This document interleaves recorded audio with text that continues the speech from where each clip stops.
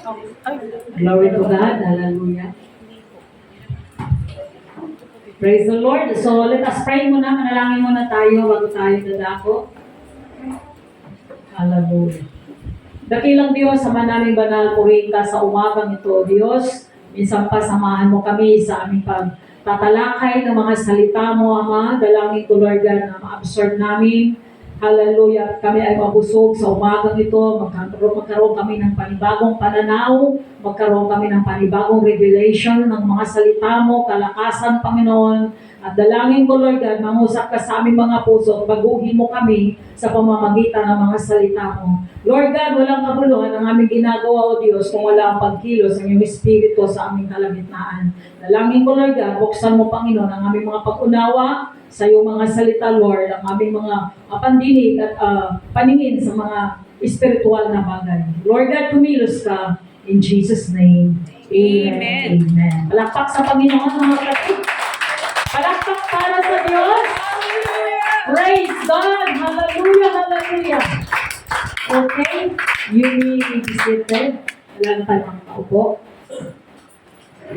Glory to God. So, ang pag-aaralan namin sa umagang ito ay about worship. No? To be continuous ko lang yung pagtuturo ni Pastor noong Sunday.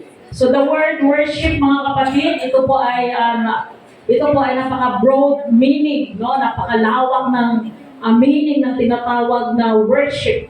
Praise God. So ito po ay ating ngayong isa-isahin, himahimayin natin nang maunawaan po natin ang the word worship. The first mention of the word worship in the Bible is found in Genesis chapter 22 verse 5. Okay, basahin natin mga kapatid. Ang Genesis chapter 22 verse 5. Genesis chapter 22 verse 5. At sinabi ni Abraham sa kanyang mga alila, maghintay kayo dito, 10 ng asno, at ako at ang bata ay paroroon doon, at kami ay sasamba at pagbalikan namin. Amen. So, ito po yung unang salita na natagpuan yung the word worship doon po sa Genesis chapter 22 verse 5 na kung saan dito po ay nag-offer si Abraham mga kapatid sa kanyang anak na si Isaac. Praise God. Si Abraham mga kapatid ay meron siyang ugali na masunurin, no? Masunurin espiritu. At si Abraham po ay talagang nung siya ay sumunod sa ating Panginoon, hindi niya alam ang kung anong gagawin ng Diyos, pero ang alam niya mga kapatid, siya ay inuutusan ng Panginoon na iala yung kanyang anak doon sa dambana ng Diyos. Praise God. At para ito ay way ng kanyang pagsamba sa ating Panginoon at yung kanyang anak ang hinihingi ng Diyos para ialay doon. At gayon nga mga kapatid, itong si Abraham ay sumunod nga siya sa utos ng ating Diyos dahil alam niya na Diyos ang nag-utos. Alam niya mga kapatid na pag sinabi ng Panginoon ay karapat dapat igalang ang salita ng Diyos. Amen? At nung dinala niya ang kanyang anak doon mga kapatid at ito ay siya nga po ay inalay niya ang kanyang anak at dito nasubukan at nakita ng Panginoon na si Abraham ay isang masunurin. Kaya nga tinawag siyang friend of God kasi nga po siya po ay sa kanyang pagsunod, sa kanyang pagsamba, no? Yung kanyang buong pusong pagsamba sa ating Panginoon na inalay niya yung kanyang anak, tinawag siya ng Panginoon na friend of God, kaibigan ng Diyos. Amen. Praise God. So, ang worship mga kapatid, no, sabi to worship is God-centered. Amen. So, yung worship, ang pinaka-sentro nito ay ang ating Panginoon. Amen? Wala yung sentro natin doon sa kapatid natin o kanino man, nasa Diyos ang ating concentration. Amen. Worship is revolves around who God is. Ang worship mga kapatid, ito po ay patungkol lamang, no? Sa ating Panginoong Hesus lamang. At wala sa kanino mang iba. Amen. Yung prayer naman mga kapatid, no, ating i-distinguish itong dalawang ito. Prayer is a that revolves our personal needs. Yan. So yung prayer naman mga kapatid, ito lamang ay umiikot doon sa yung mga personal na pangangailangan. Amen? Praise God. Not unlike worship, ito naman ay patungkol sa ating Panginoon. Prayer is only done here on earth. Dito lamang ang prayer. Pero ang worship mga kapatid, hanggang langit ito. Amen. Yung prayer, dito lang yan sa lupa. Wala nang prayer sa langit. Wala na tayong kailangan doon. Amen. Ang ating kailangan, hallelujah, dito lang yan sa panlupa, kaya dito lang tayo nagpipray. Wala nang prayer sa langit. Ang gagawin natin lahat doon ay mag-worship na lamang tayo sa ating Panginoon araw at gabi. Amen. Habang tayo na doon mga kapatid, yun na po ang gagawin at yun na po ang buhay natin. Tayo po ay sasamba na lamang sa ating Panginoon. Amen. This is true worship. Yun po yung tinatawag na true worship mga kapatid. Amen. Yung ginawa ni Abraham doon sa bundok ng Moriah. Hallelujah. So, sabi nito, 1,000 years later, Jesus approached a woman at the well in Samaria and explained to her the meaning of true worship. Basahin natin sa John chapter 4, 23 to 24. Bilis-bilisan natin para makarami tayo. John chapter 4, 23 John chapter 4, verse 23 to 24. Datapwat dumarating ang oras at ngayon nga, nasasambahin ng mga tunay na mananamba ang Ama sa Espiritu at katotohanan, sapagkat hinahanap ng Ama ang mga gayon na maging mananamba sa Kanya. In verse 24, ang Diyos ay Espiritu at ang sa Kanya yung sinisamba ay kinakailangan mag-isamba sa Espiritu at sa katotohanan. Amen. Praise God. So, yun nga mga kapatid, yung babae, dito ay in-explain ng ating Panginoon doon sa babae na yung lugar na yon na kanyang pinupuntahan, na kung saan sabi nga nung babae doon sa ating Panginoon na ang lugar nito ay dito sumasamba ang aming mga kanunuan. Amen. At kayo mga taga Jerusalem, kayo mga Hudyo, doon lang kayo sasamba. Hindi kayo pwede dito.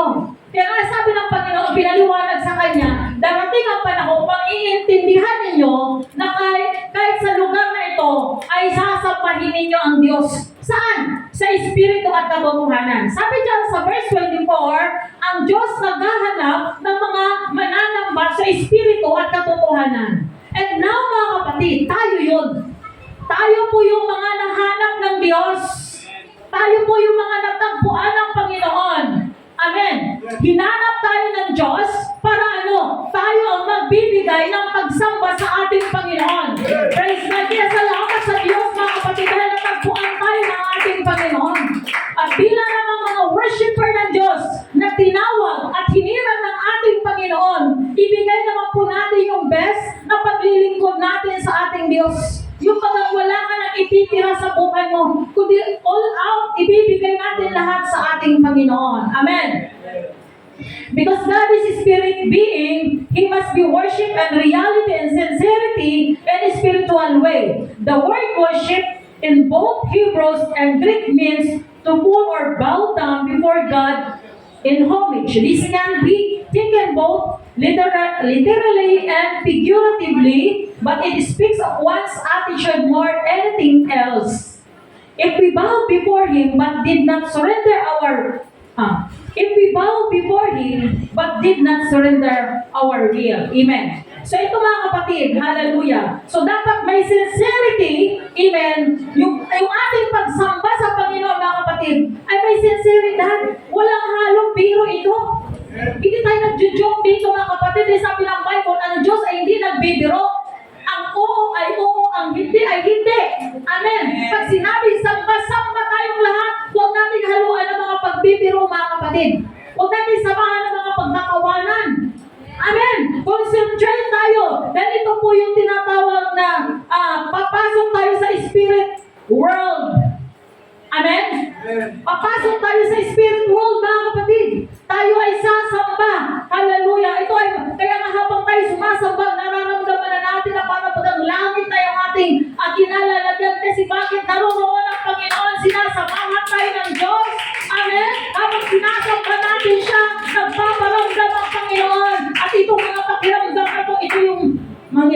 kalangitan. Amen. Hallelujah. So sabi diyan, if we bow before Him, but did not surrender our will. So dapat mga kapatid, kapag nag-bow down tayo sa ating Panginoon, amen, dapat lahat isinusurrender natin sa Diyos. Isinusuko natin sa Panginoon, wala tayo dapat ititira. Amen. Yung ating mga will na hindi maganda sa paningin ng ating Panginoon, isusuko natin ito mga kapatid. Hallelujah. Dahil kapag mayroong natitira dyan na hindi, amen, hindi tama sa paningin ng Panginoon, useless. Sabi dito, it would not mean a thing. Worship does not require special audience. Yan. Mga kapatid, ang Diyos ay hindi po naghahanap siya ng mga special audience o yung mga taong celebrity, mga taong kilala sa lipunan. Hindi naghahanap ang Diyos ng mga taong pinagpipitakan ng sanglibutan. No, hindi yun ang hinahanap ng Diyos. Ang hinahanap ng Diyos, tayo yun. Tayo yung natagpuan ng Panginoon. Dahil tayo lang mga kapatid ang magbibigay pagsamba sa Kanyang pangalan. Amen. And then, hindi rin naghahanap ang Panginoon ng mga lugar na special place. Praise God. Kahit saan pwede tayo sumamba sa Panginoon. Hindi namimili ang Diyos. Amen. It is not a respecter of nationalities, language, or cultures. Neither it is dependent upon wealth, age, or education. Amen. So yan mga kapatid, no? Ang Diyos hindi po siya, wala po siya pinagpipitagan o anumang klaseng nationalities tayo, anumang lingwahe mo, saan ka man nagmula na culture, ano man ang culture natin mga kapatid. Hallelujah. Hindi po yan tinitingnan ng Diyos. Ang hinahanap ng Panginoon sa atin, yung naging totoo yung puso natin sa harapan ng ating Panginoon na walang halong pagpapakunwari. Ayaw ng Diyos sa mga Pariseo tayo. Amen. Kung galit ang mga Pariseo, galit ang Diyos. Amen. Hindi galit ang Diyos sa mga tao makasalanan, pero galit ang Diyos sa mga tao mga Pariseo. Mga ipokrito Ipokrita. Amen? Magpakatotoo tayo. Tayo ay mga true worshiper na natagpuan ng ating Panginoon. Ibigay natin yun sa Diyos. Dahil wala namang iba ang sasamba sa Panginoon. Dahil sabi nga ng Diyos, kung hindi kayo, yung mga bato, mauutusan ko. Amen? So tayo yun. Amen. Hallelujah. So sabi niya, it is dependent upon wealth, age, or education. Ay pasabihin natin, mayaman ka, ano bang edad mo, ano bang education mo, no. Hindi yan mga kapatid. The only things that matter is the sincerity of the individual offering it. Ayan. So, dapat ang bawat isa sa atin ay meron talagang sincerity. Sabi nga ng Romans 12 verse 1, present your bodies living, holy, and acceptable unto God. Amen. Yung po sinasabi ng Romans mga kapatid. Ano sabi? Ihahandog mo ang sarili mo ng isang haing banal. Ano kasunod? Ulitin nga natin. Andiyan na ba? So sabi mga kapatid, present your body as living, buhay. Okay? Buhay na handog. O alam natin na sa lumang tipan, patay ang mga inihahandog nila doon na nag-o-offer sila sa Lord. Diba? Pero ngayon, tayo mga buhay ang hinahanap ng Diyos. Noon sa lumang tipan, ay mga patay na hayop ang iniaalay nila sa Panginoon. Pero ngayon mga kapatid, tayo na. No? Yung batas na yun, ito ay nakahakop na at ngayon nasa generation tayo mga kapatid na panibagong batas ng ating Panginoon na tayo ay iaalay na po yung mga buhay natin as in buhay, kaaya-aya at kalugod-lugod, katanggap-tanggap ang ating mga pagsamba dapat sa harapan ng ating Panginoon. Hindi kalugod-lugod ba yung pamamalakmak mo para bagang wala ang energy? O parang wala ang kinain? Katanggap-tanggap pa yan sa Panginoon mga kapatid? Yung hallelujah mo, halos ikaw lang ang nakakarinig. Ni ang Diablo nga, hindi nga tumatalsik. O diba mga kapatid, buhay ba yun? hindi yan ang buhay. Pag sinabing buhay mga kapatid, meron tayong nakapag-shout tayo, may energy, may sound, may hallelujah, may impact. Amen? Yung pagsasabi natin, hallelujah, praise the Lord. Yung pamamalakpak mo na may kalakasan, hindi yung parang ang gulay na lang bukay. Hindi yan ang kailangan ng Diyos. Kailangan ng Panginoon. Yung tayo nag-aalay sa harapan ng Panginoon, nakatanggap-tanggap yung ginagawa mo sa harapan ng ating Diyos. Hallelujah. Tapos sisihin mo ang Panginoon, hindi ka tinutugon sa iyong mga dalangin. Alam niyo mga kapatid, kung hindi tayo tinutugon sa prayer, may last option tayo. Ano yun? Worship. Praise God. Amen. Amen. Praise God. Kung hindi tayo tinutugon ng mga panalangin, mga kapatid, meron pa tayong gagawin. Amen. Yung tayo Hallelujah. sumasamba na worship tayo, dahil gustong-gusto ng Panginoon yan. Kaya nga tinawag na friend of God si Abraham, tinawag na after God's own heart si David. Amen. Dahil doon sa ginagawa nila, may gusto ng Panginoon yung ginagawa natin, na tayo sumasamba sa Espiritu at katotohanan. Amen. Hallelujah. Glory to God. Because worship is the way we adore and reverence our God. Yeah. Isa itong pagsamba, pag-respeto sa Panginoon.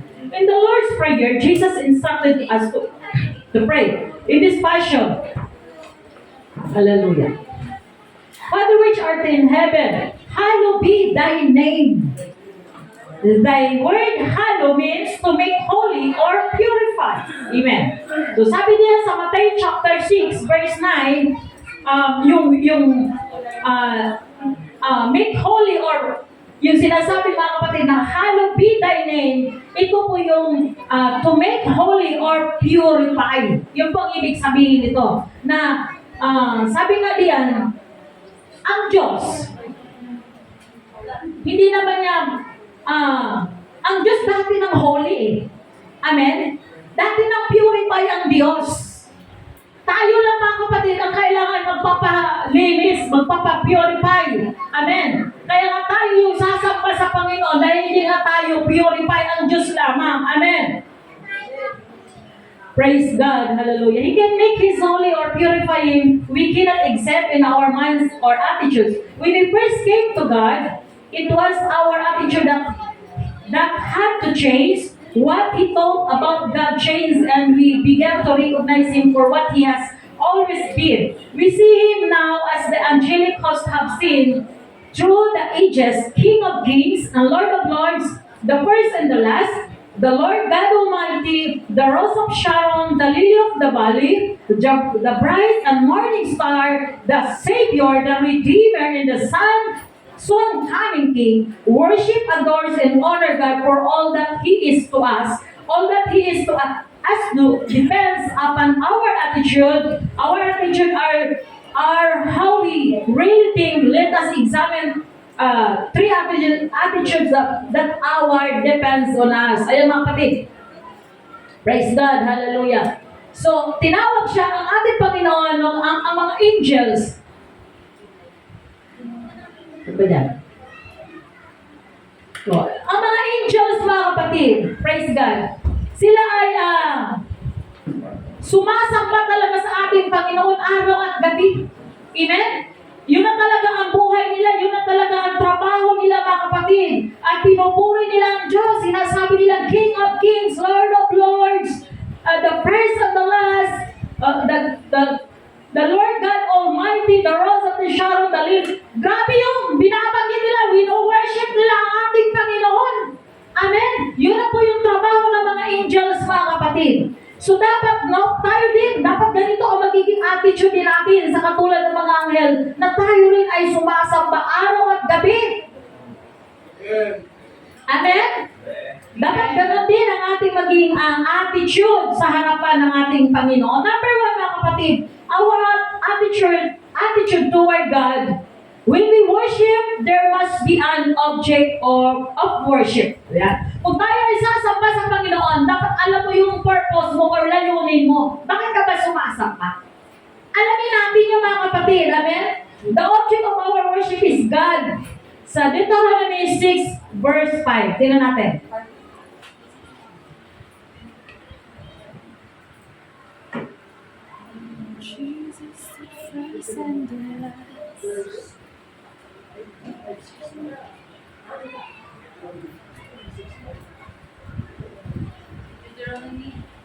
Deuteronomy chapter 6 verse 5. At iyong iibigin ang Panginoon mong Diyos ng iyong buong puso, at ng iyong buong kaluluwa, at ng iyong buong lakas. Yan. So sabi niya, love the Lord. Ibigin mo ang Panginoon mong Diyos ng iyong buong puso, buong kaluluwa, at buong kalakasan. Amen. Yun po ang inuutos ng ating Panginoon na iibigin natin siya, hindi po kalahati. Buo, whole, heart. Amen? Hindi half-heart, mga kapatid. Buong puso natin siyang, sabi niyan, buong puso, buong kaluluwa, at buong kalakasan nating sasambahin natin ang ating Panginoon. Amen. Praise God. Sabi niya to worship or love Him with all our heart, soul, and mind. The Bible unmistakably identifies God as a spirit. Amen. So this word prelude the worship of anything visible or made with hands. This is why the Bible tells Christians to keep away from idolatry. Yan. So, ang Diyos natin ay Espiritu, mga kapatid. Kaya hindi natin siya pwedeng palitan o sambahin yung mga gawa ng kamay ng tao. Amen? Hindi natin pwedeng sambahin yung mga nakadikit sa dingding. Right. Amen. Hallelujah. Dahil hindi naman siya Espiritu eh. Tama ba? Hindi Espiritu yung mga nakadikit sa dingding. Sabi nga ng Biblia, may ilong, di nakakaamoy, may bibig, di nakakapagsalita, may kamay, di nakakahawak, may mata, di nakakita, may paa, hindi nakakalakad. O paano mo siyang masamba? At sabi nito, huwag niyong sasambahin yung gawa ng kamay ng tao. Sinong sasambahin natin? Yung Espiritu. Amen. Amen. At wala dapat na ipapalit sa Espiritu na yan. Huwag natin palitan ng Diyos. Amen. Ng mga Diyos-Diyosan lamang. Amen. Dahil siya yung nag-create sa atin. No? Siya yung nagbigay ng buhay sa atin. Kaya, gaano ka mangmang ang tao sa mundong ito? Gaano ka binulag sila ng Diablo? Di ba? Grabe pagbubulag ng kaaway sa kanila na sambahin yung mga ganung bagay. Hindi naman yung naglikha sa kanila. Thanks be to God na nakilala natin ang Diyos.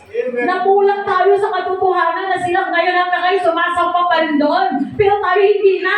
Sumasamba na tayo ngayon sa Espiritu at katotohanan. Amen yung Diyos na buhay. Amen. Nagbibigay ng papalat, magpapalakas, magpapagaling, nag-iingat sa atin.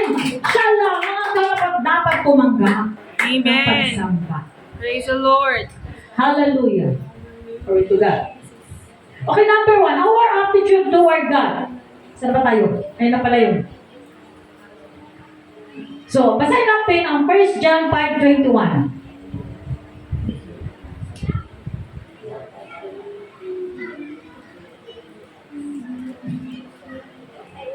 First John chapter 5, verse 21. Mga anak ko, mag-ingat kayo sa mga Diyos-Diyos. Ayan, no? Mga anak ko, mag-iingat kayo sa mga Diyos-Diyosan. Pag sinabing Diyos-Diyosan, mga kapatid, yung naging top priority ng puso natin kaysa sa ating Panginoon.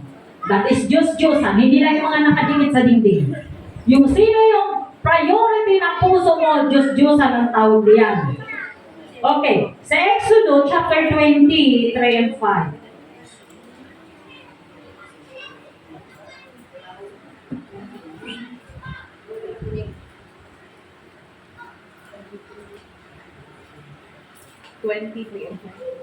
Exodus chapter 20, verse 3.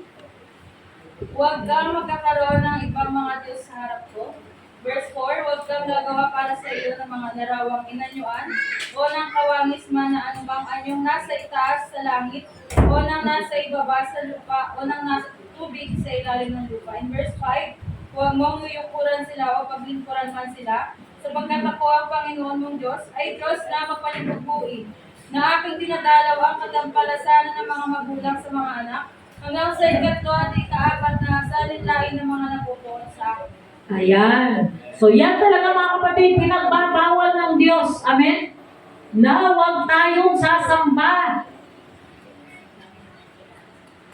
Huwag kang magkakaroon ng Diyos, ibang mga Diyos sa harap ko. So sabi dyan, maging Diyos sa langit, nasa ibabaw ng lupa, o maging nasa ilalim ng tubig ng lupa. Praise God. Sila ay hindi karapat-dapat sambahin. Amen. Bakit mga kapatid? Sabi ng verse 5. Dahil sabi niya, I am the God, I am the jealous God. Nagsiselos ang ating Panginoon. Amen? Kaya ayaw niya na meron tayong ibang priority sa ating mga puso. At ang sabi dyan, sila ay susumpain ng Panginoon. Aking dinadala ang katampalasanan ng mga magulang sa mga anak hanggang sa third generation of the fourth generation, susumpain ng ating Panginoon. That's right. Ipamamana niyo ba sa inyong mga anak ang pagsamba sa mga Diyos-Diyosan? Dahil pag iyan ang ipamamana ninyo mga kapatid, up to fourth generation, susumpain sila ng Diyos. Amen. Di ba? Hello, magising tayo. Baka meron pa rito nagpapamana ng pagsamba sa mga Diyos-Diyosan. Magising na tayo sa katotohanan. Kung meron pa kayo sa inyong mga bahay, pagtapon nyo na. Sumpa yan. Sinusumpa ninyo ang lahat ng generation na darating sa inyo up to fourth generation. Maawa kayo sa inyong henerasyon. Mamatay na kayo yung paano na ba yung susunod na henerasyon ninyo. Yung kanyang apo sa tuhod, apo sa talampakan, apo sa bukong-bukong. Umaawa tayo mga kapatid. Kung gusto niyo pagpapalain sila ng ating Panginoon, hallelujah, mag-breakthrough na tayo. Hallelujah. Meron pa bang gumagawa ng ganon? Huwag niyo nang aminin. Praise God. Kayo nakakaalam nyo sa sarili ninyo mga kapatid. Wala akong pinapatamaan dito. Wala akong alam. Kayo nakakaalam sa inyong mga sarili. Huwag po na ating ipamana ang mga Diyos-Diyosan sa ating mga lahi-lahian. Kay kawawang-kawawa at maghihirap ang inyong mga kamag-anakan. Amen. Hallelujah. Mamaya, sama na ng tingin nyo sa atin. Mamaya ka lang, pastora. Okay, next. The object of our worship is God and God alone. Amen. For it is written that thou shalt worship the Lord thy God, and Him only shalt thy serve. O sabi ng Panginoon dyan kay Satanas. Mateo 4:10.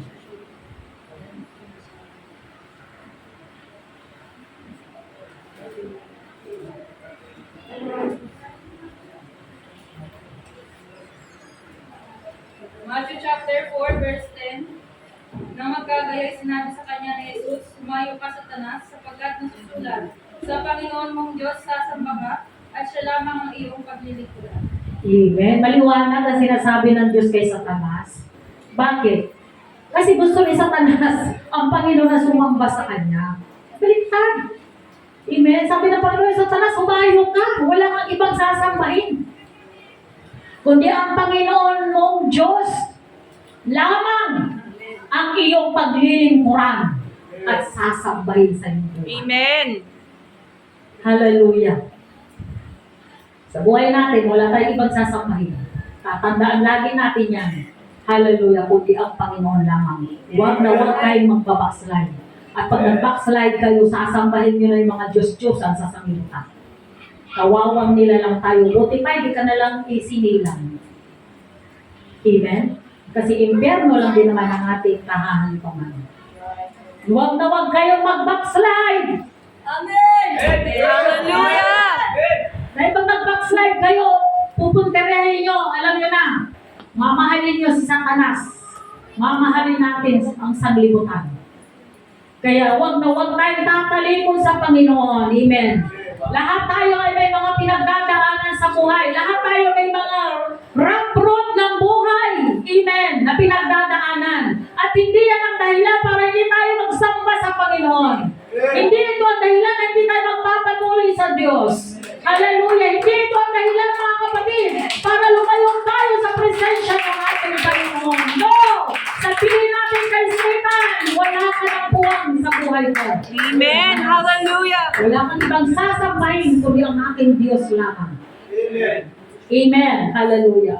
Magkaroon tayo ng authority, mga kapatid. Magkaroon tayo ng kapangyarihan na i-rebuke ang diablo sa buhay natin na sumisira sa ating paglilingkod sa ating Panginoon. Amen.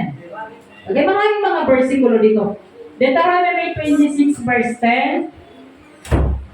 Basahin natin.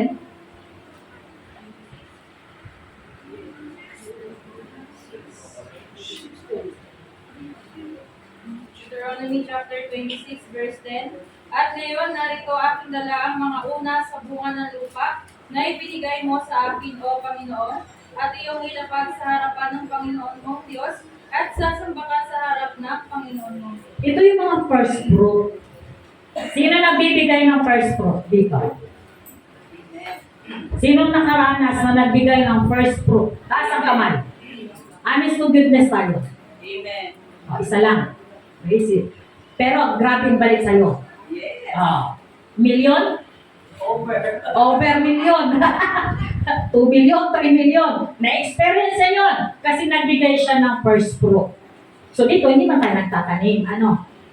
Wala naman tayong bukid. Grabe ron. So ano nga ang first fruit natin? Siyempre, yung ating bunga ng ating pagtatrabaho. Yung unang sweldo mo. Hello? Amen. Paano, pastora? Matagal na ako nagtrabaho. Paano pa ako makapagbigay ng first fruit? Pwede naman eh. Pwede ka pa naman magbigay eh. Right. Amen? Kasi ngayon mo lang yata ito narinig eh. So, ibigay mo first fruit. Si Sister Chat, hindi lang 1 million, 2 million, 3 million na kinikita niyan. Na binabalik ng Diyos. Amen. Ako noon, mga kapatid, hindi pa ako ng first fruit, pero grabe ang pagtatapat ko sa tithing, pero million na kinita ko sa realty noon. Amen. Dalaga pa ako. Hallelujah. Ibigay natin ang first fruit, mga kapatid. Dahil nasabi dito, praise God, yung po ay way ng pagsamba pala natin sa Panginoon. Right. Amen. Pag ginawa niyo ito, mga kapatid, lahat tayo may mga sasakyan dyan sa baba. Amen. Pag ginawa niyo yan, ang mga bahay natin, gagaganda ang mga bahay natin. Kaya niyo bang ibigay? Amen. Parang sabi ang puso ko, parang hindi ko kaya, pastora, parang ang hirap. Magkano ba ang sahod ko, pastora? Ang sahod ko ay 30,000, kaya ko ba ibigay yun? Oh. Sabi ng Bible na ating nabasa kaganina, ating na-mention kaganina, mga kapatid, kanina, na si Abraham, ino-honor niya, sabi nito, basahin ko ha, he honored God and reverence His word. Amen? Nire-respeto niya yung ino-honor niya ang Diyos, nire-respeto niya ang salita ng Panginoon. Isinabi ng Diyos ito eh, na ibigay natin ang first fruit. Praise God. Pag ginawa niyo yan, mga kapatid, sinasabi ko sa inyo, hallelujah, by faith, grabe pagkatalang ibubuhos ng Diyos sa inyo. From east, west, south, north, ang blessing. Para yung win, mga kapatid, ay ibubuhos sa iyo ng ating Panginoon. Amen. Masyasyak ka. Hindi mo alam kung saan galing na hangin, kung sa east pa, o sa west, o sa south, or sa north. Amen. Grabe, mga kapatid. May experience po natin ito. Pag gagawin natin ito sa pangalan ng ating Panginoon. Amen. Hallelujah. Kaya ba natin gawin? Amen. Ha? Yung mga nag-ibig, narinig kayo ng Diyos. Kaya ba natin gawin? Okay, nawala na dito banda. Parang dito, mayroong sumagot. Kaya ba natin gawin? Ha? Tingnan natin ha. Praise God. Narinig kayo ng ating Panginoon. Hinahamon tayo ng Diyos. Kasi gusto ng Panginoon mag-breakthrough tayo. Amen? Gusto ng Panginoon, mga kapatid, hallelujah, ma-experience natin yung pangako na 100-fold of blessings na ibibigay ng Diyos sa atin. Ang salita ba ng Diyos hanggang pangako lang? Hindi, gagawin ng Panginoon to kung susunod ka. May kondisyon. Kung susunod tayo sa salita ng Diyos. Amen. Pero kung hindi tayo susunod, aabuti ka ng 20 years, 30 years, 40, 50 years sa paglilingkod, hindi natin may experience ang promise ng Panginoon. Ang tanong, sino may kasalanan? Ang Diyos o tayo? Tayo. Pangako to ng Diyos, gagawin niya to kung may kondisyon. Kung susundin natin ang kanyang sinasabi. Pero kung ayaw niyo mapalain tayo, hindi na tayo sumunod. Huwag natin susumbatan ng Panginoon. Dahil wala sa Diyos ang problema nasa atin. Amen. Kaya ayusin natin ang ating mga attitude. Ang pinag-usapan natin, attitude. Amen? Yung mga pag-uugali natin sa ating paglilingkod, sa ating pagsamba sa Panginoon. Amen. Okay. Next. Sa Psalms 95 verse 6, tingnan natin. Siguro mag-take note na lang, Revelation chapter 14 verse 7, and 22 verse 9.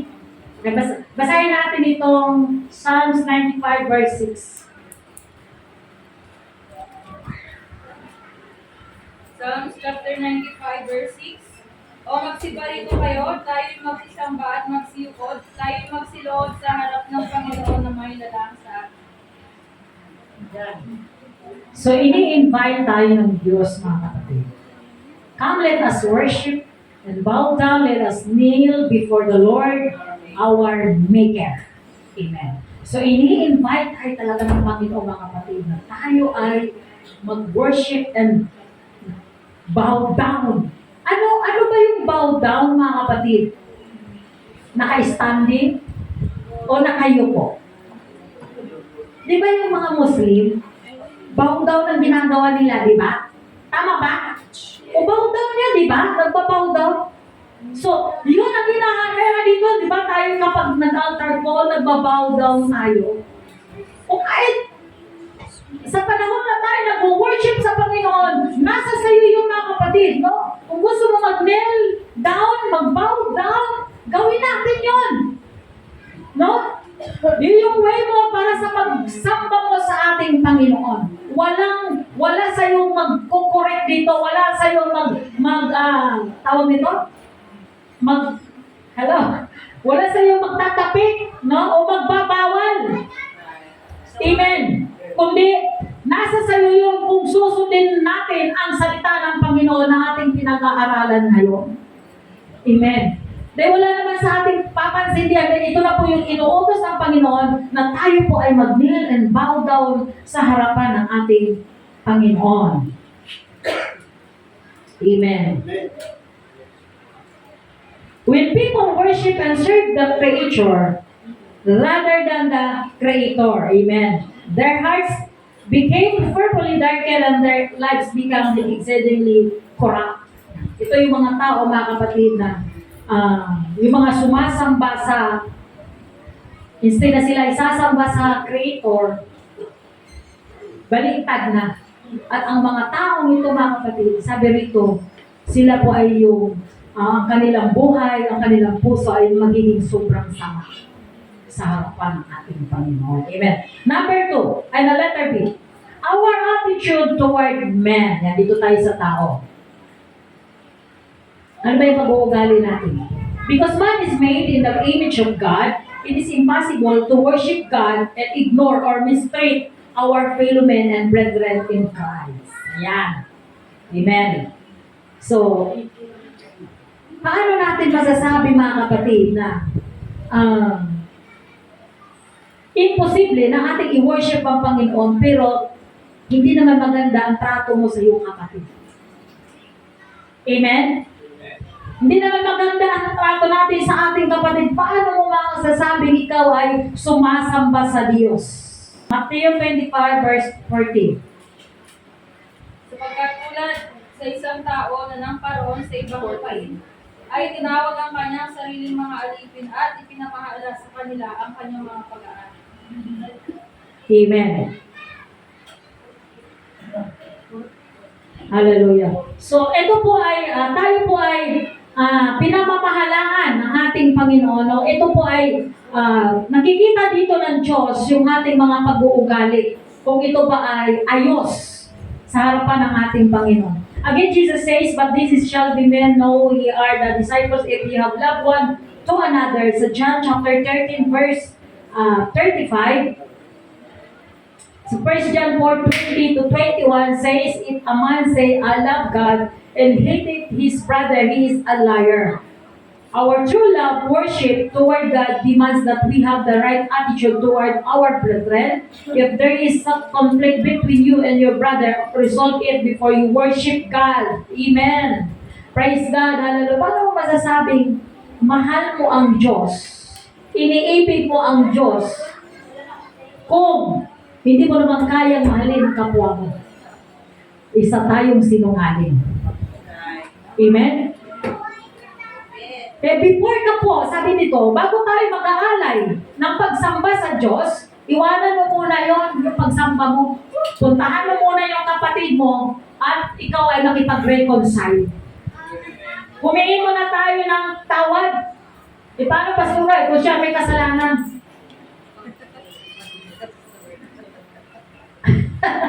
Di ba? So, lapitan natin mga kapatid. Kung nakakonvict tayo, kinakonvict tayo ng Espiritu ng Diyos, kausapin natin. Uy kapatid, bakit ka ba galit sa akin? Ganun na lang, i-reverse na lang natin. Kapatid, bakit ka ba nanggalit sa akin? O, di ba? Mag-reconcile tayo mga kapatid. Hallelujah. So, bago tayo mag-aalay sa Panginoon, kaya sabi dyan, paano mo nasabing mahal mo ang Diyos kung di mo naman kayang ibigin halos, hindi mo naman kayang ibigin halos ang kapatid mo sa Panginoon. So, isa tayong mga sinungaling tayo. Amen? Hindi natin totoong mahal ang Diyos.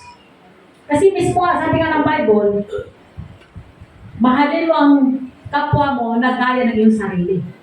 Kung nahihit tayo sa kapwa natin, hit ka rin sa sarili mo. Amen? Galit ka rin sa sarili mo. Kung galit ka sa kapwa mo, galit ka rin sa sarili mo. Amen? Hallelujah. Kinukurek tayo ng salita ng ating Panginoon. Walang perfect sa amin dito. Amen? Lahat tayo nakakaranas ng ganito. So tayo po ay inaaralan ng Diyos sa umagang ito at pinapaalalahanan tayo ng Panginoon sa ating mga pagkukulang. Amen.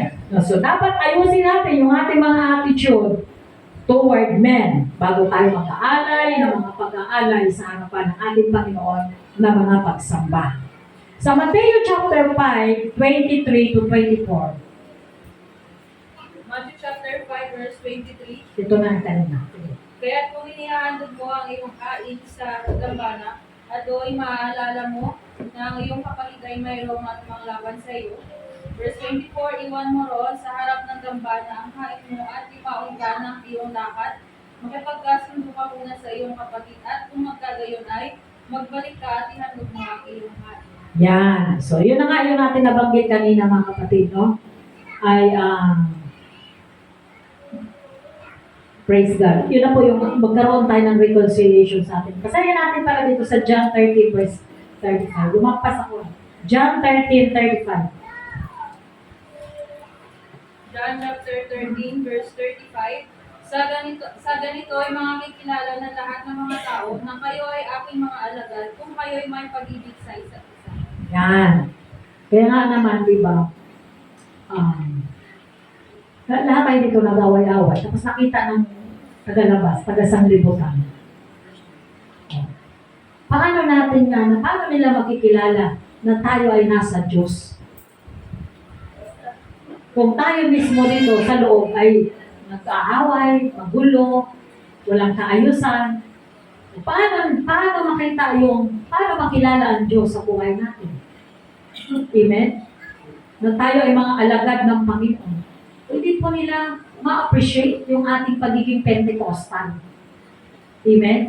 Hindi sila papasok dito. Bakit papasok sa mga yan? Sila nga nag-aaway. Sila nga nagmamaritisan. Amen? Yung religion na yan, ay ganyan sila.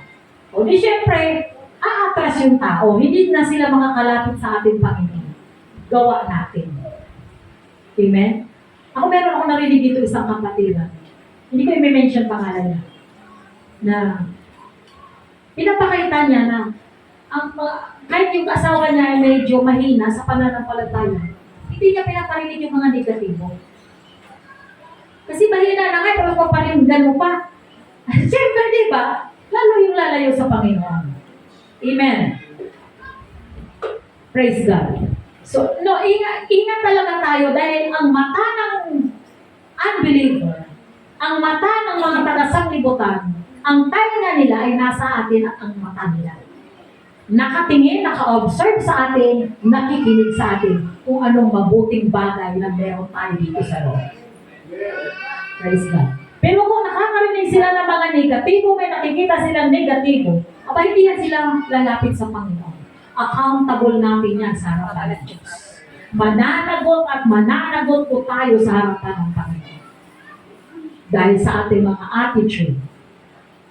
Amen.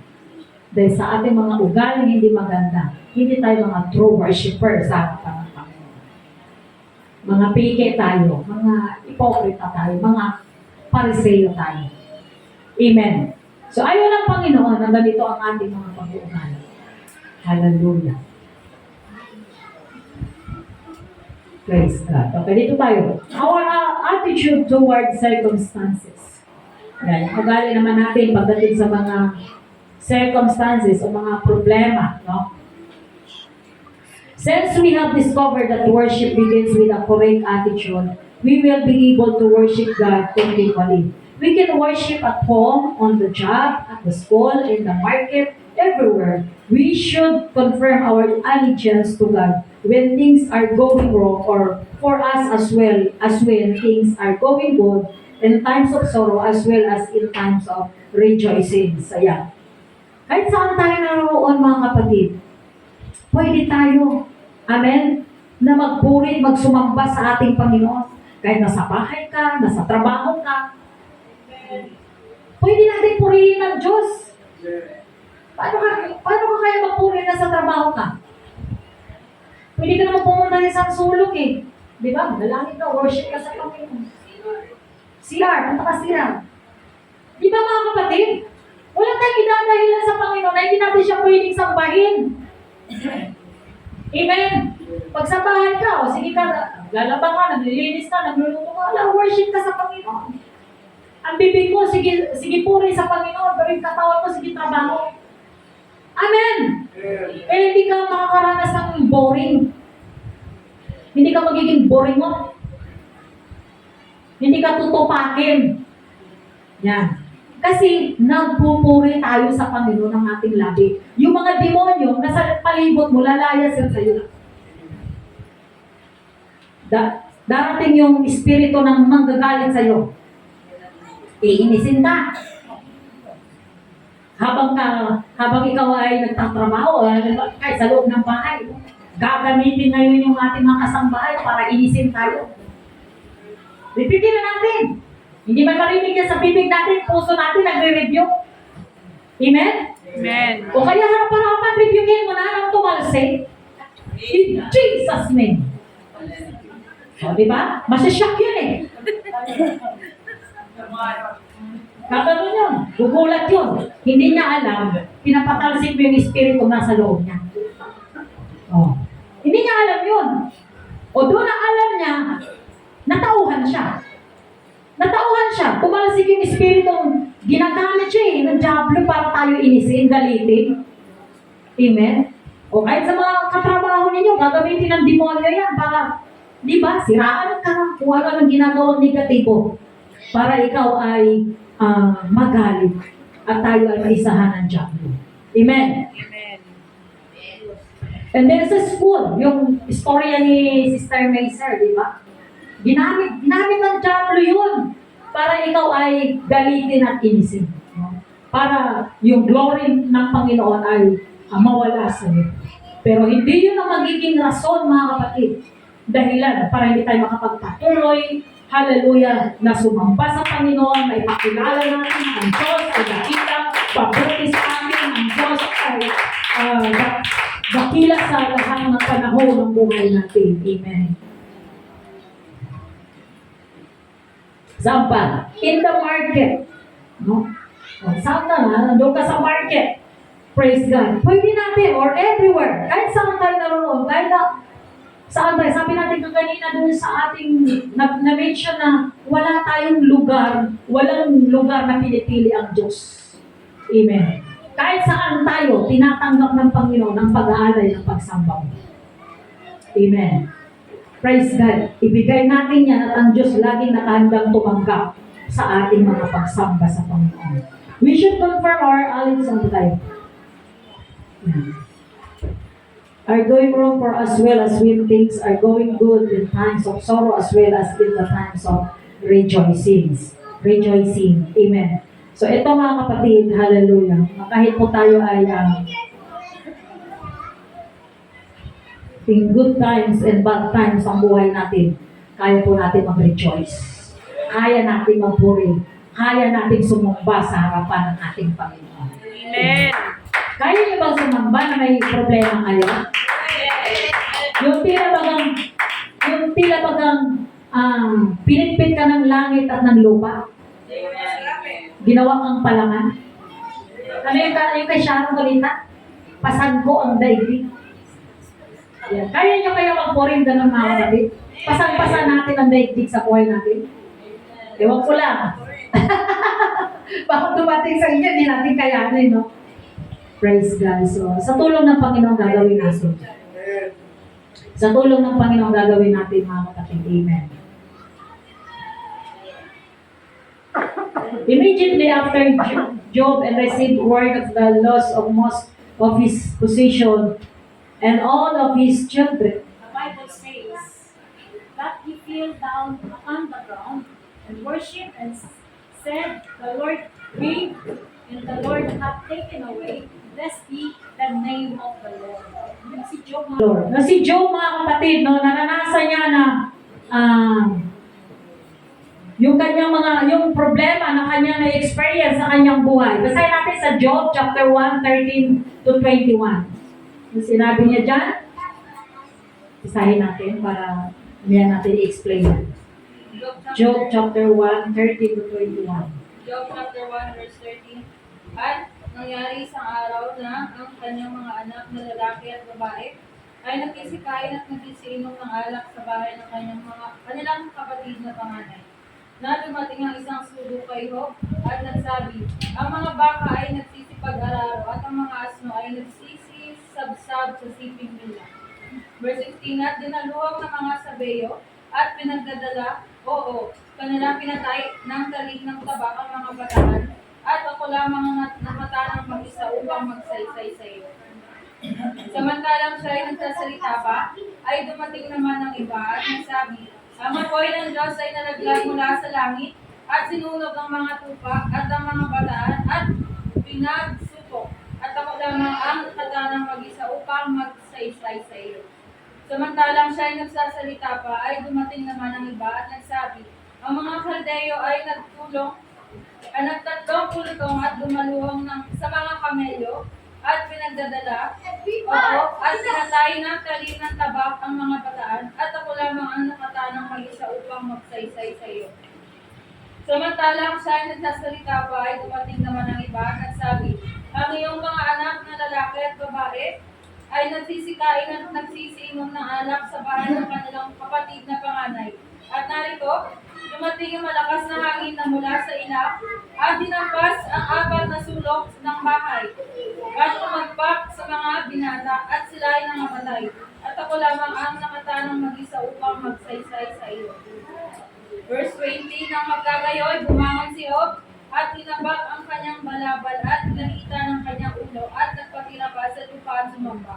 Verse 21, at sinabi niya, hubad ako lumabas sa bahay bata ng aking ina, at hubad na babalik ako roon. Ang Panginoon ang nagbigay at ang Panginoon ang nagalis. Purihin ang pangalan ng Panginoon. Verse 22, sa lahat ng ito ay hindi nagkasala si Job ni inarimang ang Diyos. Okay, thank you. So, yan mga kapatid, no? Sabi niya, naranasan niya, no, na grabing pagsubok ang dumating kay Job, mga kapatid. Amen. Dito tayo magtatapos. Sabi niya sa ating nabasa, mga kapatid, na naranasan ni Job, mga kapatid, na ang kanyang mga anak ay pinatay ng Diablo, Satanas, ang kanyang mga kahayupan ay pinatay ng kaaway, lahat, walang tinira sa kanya. Amen. Praise God. Maging mga kapatid, no, yung istorya ng buhay ni Job, maging yung kanyang mga kaibigan, pinipersecute siya, maging yung kanyang asawang pinakamamahal niyang asawa, pinipersecute siya. Kaya wala tayong minsan, wala tayong tiwala sa mga asawa natin, no? Ginagamit din pala ng demonyo, eh. Praise God. Nag-persecute din sa atin, di ba? Tinitira din tayo, mga kapatid. So sabi dyan, lahat ng ito, no, naranasan ni Job ang hindi mabuting nangyayari sa kanyang buhay.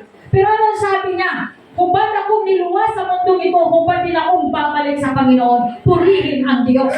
Amen! Sinabi na ni Job, mga kapatid, dahil wala namang kalagatan, we are nothing kung wala ang Diyos sa buhay natin. Ang Diyos ang nagbigay ng mga pagpapalang ito. Ang Diyos din ang kukuha sa mga blessing na to. Amen. Amen. Hallelujah. Kaya kung tayo ay pinagkakatiwalaan ng Diyos ngayon ng mga blessing na yan, iingatan natin, aayusin natin ang ating mga attitude, mga kapatid. Dahil ang Diyos tumitingin sa ating mga pag-uugali. Pag hindi maganda mga ugali natin, mayayabang tayo, matataas tayo. Praise God, ibabagsak tayo ng ating Panginoon. Into the ground. Magiging zero balance tayo sa harapan ng Diyos. Dahil sa ating mga kayamanan. Amen. Ito ang sinasabi ng Biblia, mga kapatid. Hallelujah. Kahit wala tayo, meron tayo, o meron wala tayo. Hallelujah. Mananatili tayong tapat sa harapan ng ating Panginoon. Mananatili tayong sasambang maglilingkod sa ating Panginoon. Amen. Hallelujah. Dahil napakahirap, mga kapatid, na andyan ka na sa level 3, 4, 5. Tapos bigla tayong bubulusok. Masakit yun. Amen? Nasa taas ka na, nasa tugatog ka na ng tagumpay, tapos bigla kang bubulusok. Napakasakit sa puwet nun, mga kapatid. Amen? Kaya kakanta ka na lang, napakasakit, Kuya Ibi. Amen? Dahil mahirap na tayo ay babagsak. Mahirap, mga kapatid. Amen? Na tayo ay makakaranas ng sumpa ng ating Panginoon. Amen. Purihin ang ating Diyos, mga kapatid, sa mga ito.